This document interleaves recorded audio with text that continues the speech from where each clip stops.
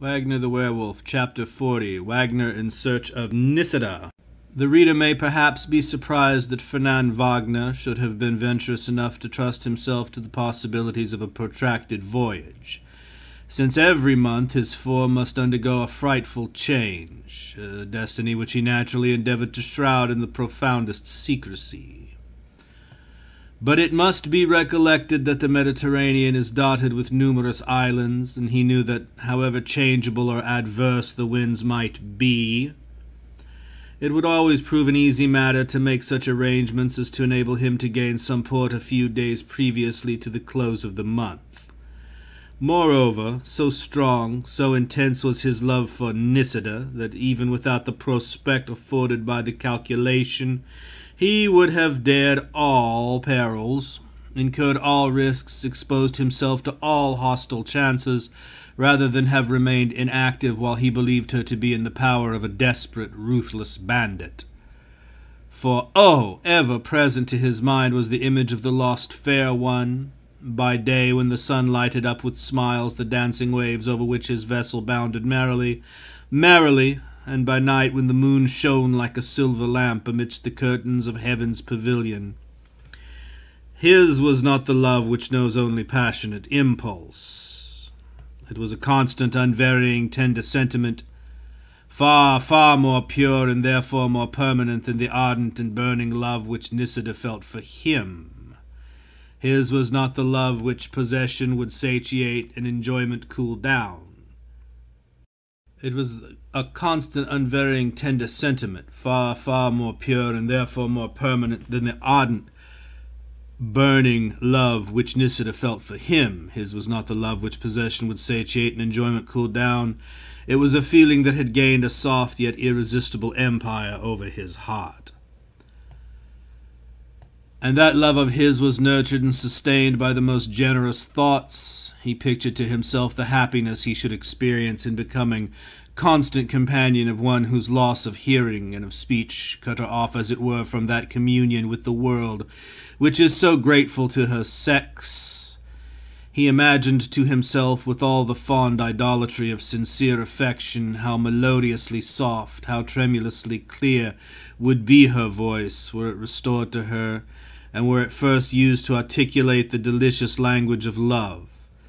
And then he thought how enchanting, how fascinating, how fraught with witching charms would be the conversation of a being endowed with so glorious an intellect, were she able to enjoy the faculty of speech.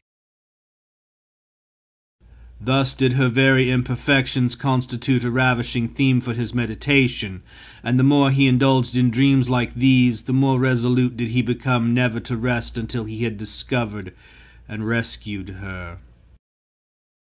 7 days had elapsed since the ship sailed from Leghorn, and Sicily had already been passed by, when the heavens grew overclouded, and everything portended a storm. The captain, whom Wagner had placed in charge of his vessel, adopted all the precautions necessary to encounter the approaching tempest. And soon after the sun went down on the 7th night, a hurricane suddenly swept the surface of the Mediterranean. The ship bent to the fury of the gust, her very yards were deep in the water. But when the rage of that dreadful squall subsided, the gallant bark righted again and bounded triumphantly over the foaming waves. A night profoundly dark set in, but the white crests of the billows were visible through that dense obscurity, while the tempest rapidly increased in violence, and all the dread voices of the storm, the thunder in the heavens, the roaring of the sea, and the gushing sounds of the gale proclaimed the fierceness of the elemental war. The wind blew not with that steadiness which the skill of the sailor and the capacity of the noble ship were competent to meet, but in long and frequent gusts of intermittent fury. Now rose the gallant bark on the waves, as if towering toward the starless sky, in the utter blackness of which the masts were lost. Then it sank down into the abyss, the foam of the boiling billows glistening far below on all sides amidst the obscurity.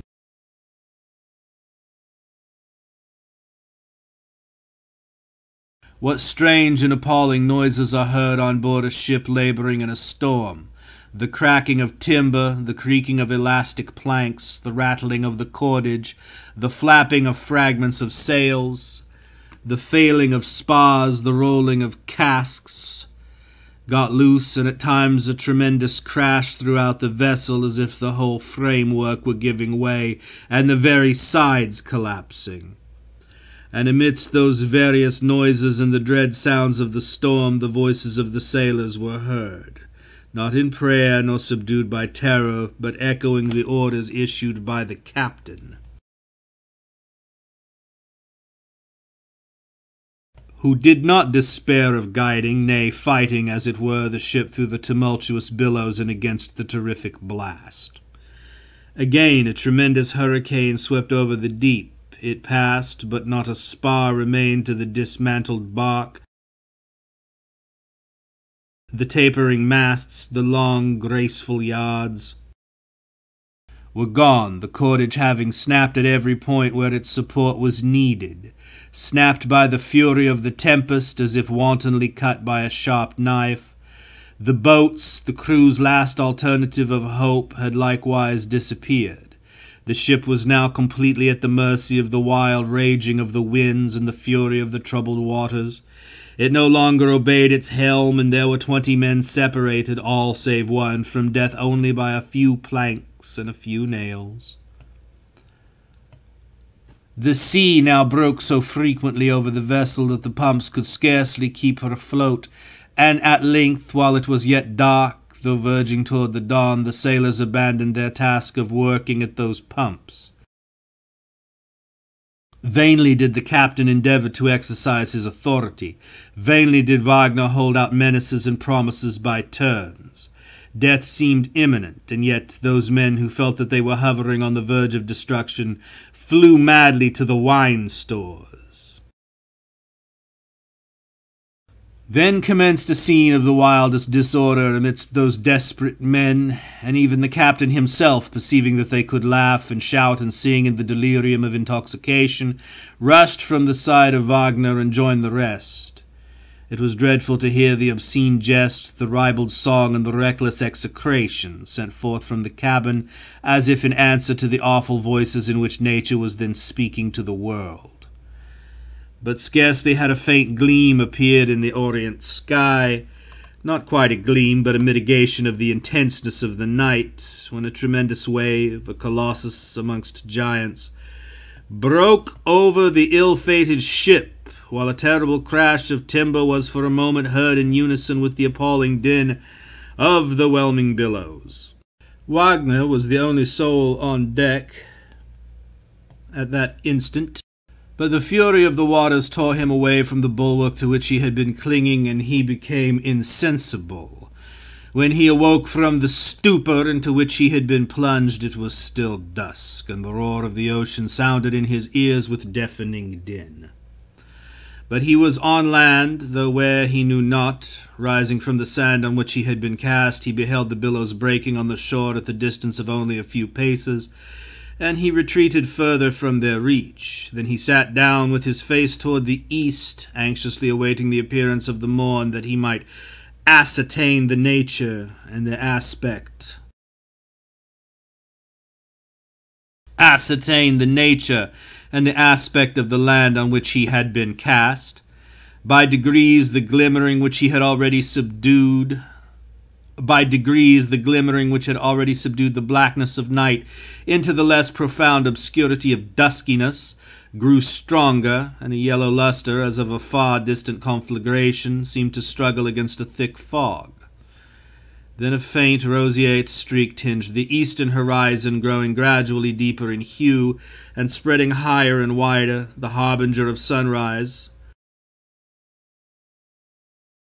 while simultaneously the features of the land on which Wagner was thrown began to develop themselves like spectres stealing out of complete security, till at length the orient luster was caught successively by 1,000 lofty pinnacles of rock, and finally the majestic orb itself appeared, lighting up a series of verdant plains, delicious groves, glittering lakes, pellucid streams, as well as the still turbulent ocean and the far-off mountains, which had first peeped from amidst the darkness.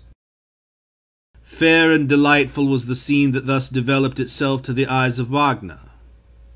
But as his glance swept the country which rose amphitheatrically from the shore, not a vestige of the presence of man could be beheld. No smoke curled from amidst the groves, no church spire peeped from amongst the trees, nor had the wilderness of nature been disturbed by artificial culture. He turned toward the ocean. There was not a trace of his vessel to be seen, but further along the sand lay a dark object which he approached with a shudder, for he divined what it was. Nor was he mistaken. It was the swollen and livid corpse of one of the sailors of his lost ship. Wagner's first impulse was to turn away in disgust, but a better feeling almost immediately animated him, and hastening to the nearest grove, he broke off a large bough with which he hollowed a grave in the sand. He deposited the corpse in the hole, throwing back the sand which he had displaced, and thus completed his Christian task. During his visit to the grove, he had observed with delight that the trees were laden with fruit, and he now returned thither to refresh himself by means of the banquet thus bountifully supplied by nature. Having terminated his repast, he walked further inland. The verdant slope stretched up before him, variegated with flowers and glittering with morning dew. As he advanced, the development of all the features of that land, lakes and woods, hills undulating like the sea in sunset, after hours of tempest, rivulets and crystal streams, each with its own peculiar murmurs, but all of melody, groves teeming with the most luxurious fruit of the tropics, and valleys carpeted with the brightest green, varied with nature's own embroidery of flowers. Hello?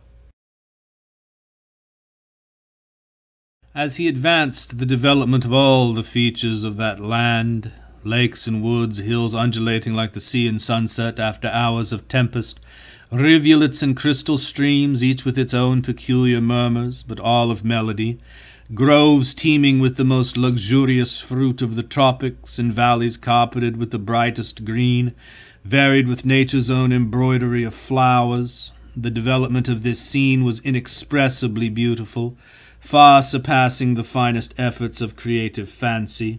Wagner seated himself on a sunny bank and fell into a profound meditation. At length, glancing rapidly around, he exclaimed aloud, as if in continuation of the chain of thoughts which had already occupied his mind, "Oh, if Nisida were here in this delicious clime, to be my companion! What happiness, what joy! Never should I regret the world from which this isle, for an isle it must be, is separated. Never should I long to return to that communion with men from which we should be cut off. Here would the eyes of my Nisida cast forth rays of joy and gladness upon everything around. Here would the sweetest transitions of sentiment and feeling take place.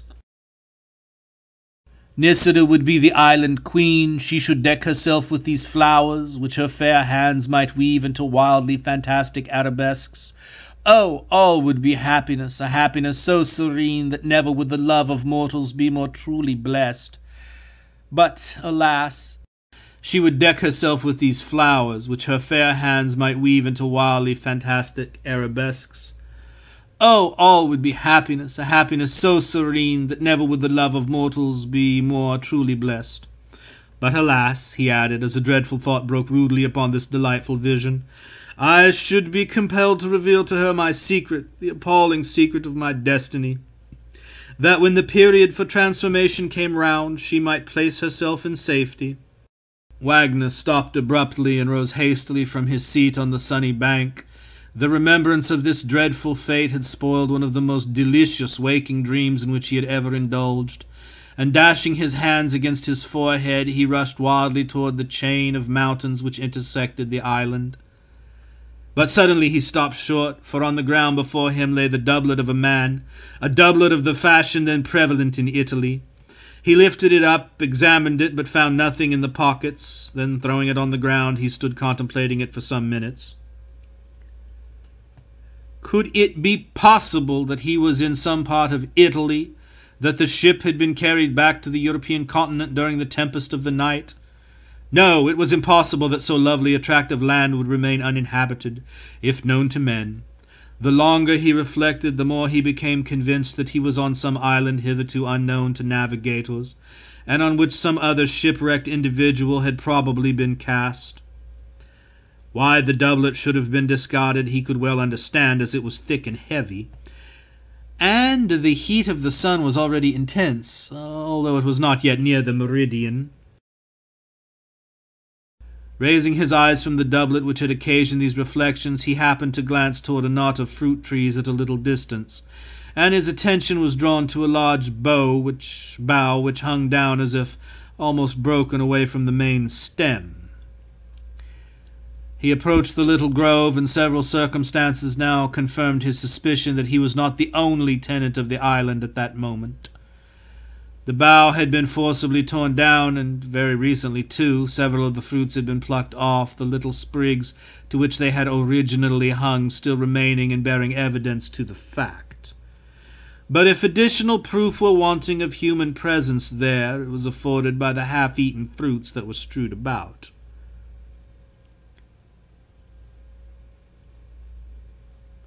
Wagner now searched for the traces of footsteps, but such marks were not likely to remain in the thick, rich grass, which, if trampled down, would rise fresh and elastic again with the invigorating dew of a single night.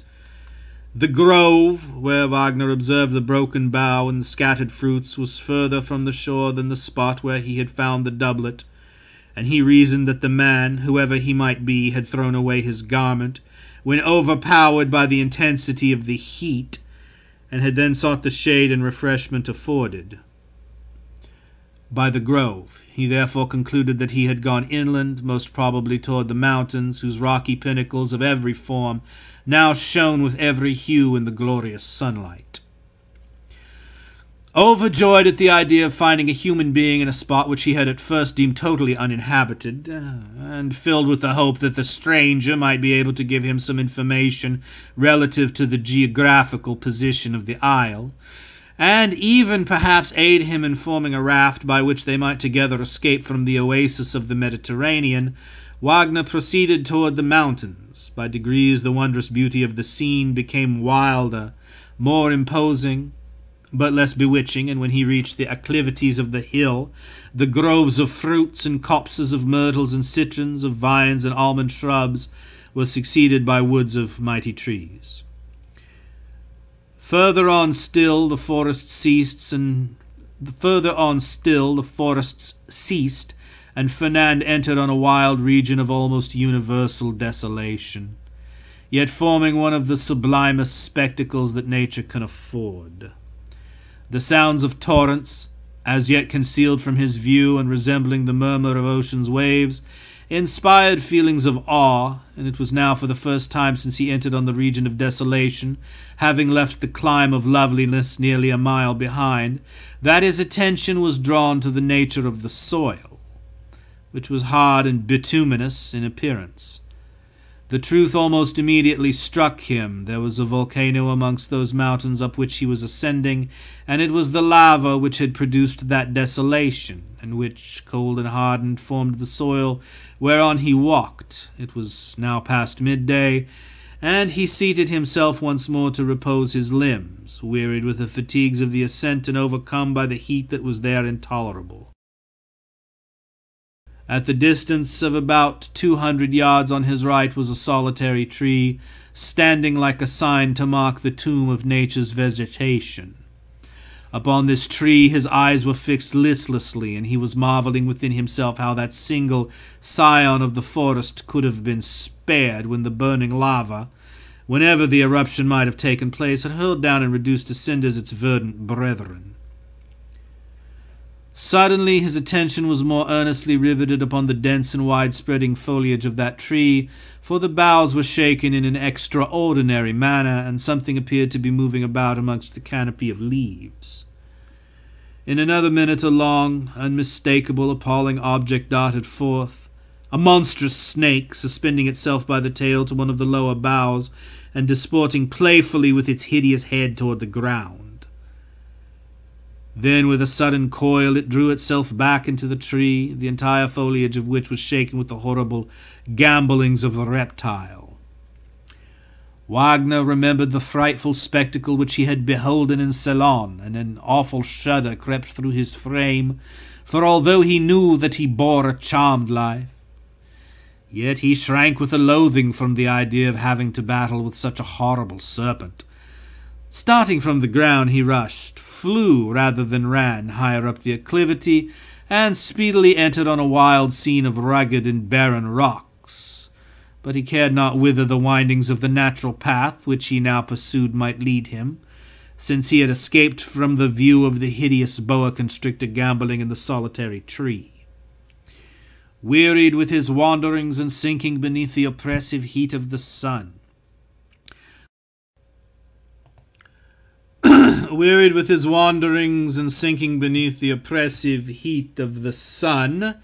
Wagner was rejoiced to find a cavern in the side of a rock where he might shelter and repose himself.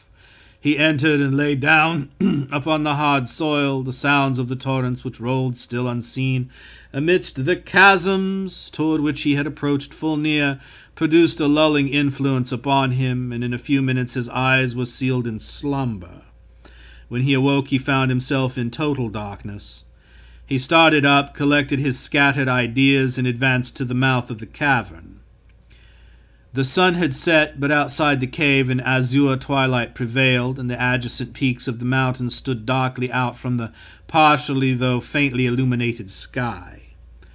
While Wagner was gazing long and intently upon the sublime grandeur of the scene, a strange phenomenon took place. First a small cloud appeared on the summit of an adjacent hill, then gradually this cloud became more dense and assumed a human shape. Oh, with what interest, what deep, enthusiastic interest did Fernand contemplate the spectacle, for his well-stored mind at once suggested to him that he was now the witness of that wondrous optical delusion called the mirage. Some human being in the plain on the other side of that range of mountains was the subject of that sublime scene. Might it not be the individual of whom he was in search, the owner of the doublet? But wherefore does Wagner start with surprise? The shadow of that human being, as it gradually assumed greater density and a more defined shape, in a word, as it was now properly developed by the reflection of twilight, wore the form of a female. Were there, then, many inhabitants on the opposite side of the mountains? Or was there only one female, she whose reflected image he now beheld? He knew not, but at all events the pleasure of human companionship seemed within his reach. The presence of the doublet had convinced him that there was another man upon the island, and now the mirage showed him the semblance of a woman. Vast, colossal, like a dense, dark, shapely cloud, stood that reflected being in the sky. For several minutes it remained thus, and though Wagner could trace no particular outline of features, yet it seemed to him as if the female was standing in a pensive attitude. But, as the twilight gradually subsided, or rather yielded to the increasing obscurity, the image was absorbed likewise in the growing gloom, until the dusky veil of night made the entire vault above of one deep, uniform purple hue. Then Wagner once more returned to the cavern with the resolution of crossing the range of hills on the ensuing morn. End of chapter 40, Wagner the Werewolf.